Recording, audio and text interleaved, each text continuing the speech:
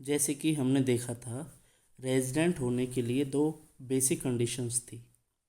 एक, 182 दिन भारत में रहना चाहिए प्रीवियस ईयर में। दूसरी, या तो प्रीवियस ईयर में 60 डेज रहना चाहिए और 365 दिन पिछले 4 साल में रहा होना चाहिए। जो बेसिक कंडीशन है उसके आधार पर हमें पता चलता है कि व्यक्ति रेजिडेंट है या नॉन रेजिडेंट।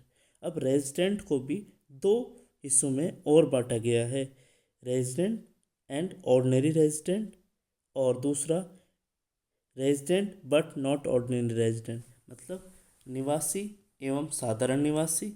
दूसरा, निवासी परंतु असाधारण निवासी।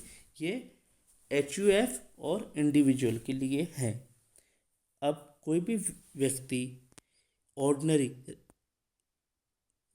निवासी एवं साधारण निवासी तभी कहलाया जाएगा अगर वह यह नीचे दी हुई दोनों कंडीशंस को फुलफिल करता है, तो ही वह साधारण निवासी कहलाया जाएगा।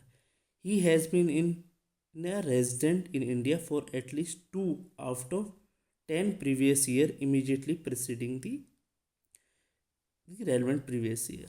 मतलब पिछले, जैसे हमें 20-21 प्रीवियस ईयर के लिए हमें देखना है कि 20-21 प्रीवियस ईयर में ये निवासी है या नहीं है। निवासी देखने के बाद हम देखेंगे वह साधारण निवासी है या असाधारण निवासी। इसके लिए क्या है, जैसे 20-21 के लिए देख रहे हैं तो 20-21 से पहले के, मतलब 18-19, 17-18, इन में से पिछले 10 प्रीवियस ईयर में से किसी दो प्रीवियस ईयर, कम से कम दो प्रीवियस ईयर में वह भारत का निवासी होना चाहिए। मतलब पिछले 10 में से कोई भी कम से कम 2 वर्षों में उसको बेसिक कंडीशन जो कि हमने देखी थी वह पूरी कर रहा है कि नहीं कर रहा। एक तो कंडीशन है, प्लस साथ साथ उसको ये कंडीशन भी फुलफिल करनी पड़ेगी कि पिछले 7 ईयर्स में वह 730 दिन, मतलब 730 डेज इंडिया में रहा है या नहीं रहा है। अगर वह ये दोनों कंडीशंस फुलफिल करता है तो वह साधारण निवासी कहलाएगा, अन्यथा वह resident but not ordinary resident कहलाया जाएगा। मतलब अगर कंडीशन फुलफिल करता है तो साधारण निवासी, नहीं तो असाधारण निवासी कहलाया जाएगा।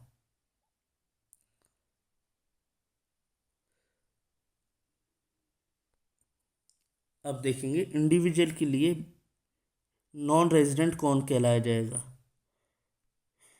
कोई भी इंडिविजुअल जो बेसिक कंडीशंस जो कि ये थी उनको फुलफिल नहीं करता है तो वह अनिवासी कहलाया जाएगा। मतलब निवासी वह है जो बेसिक ये दो कंडीशन फुलफिल करता है, जो ये बेसिक कंडीशन फुलफिल नहीं करता है वह असाधारण निवासी कहलाया जाएगा। सॉरी, असाधारण नहीं, अनिवासी कहलाया जाएगा।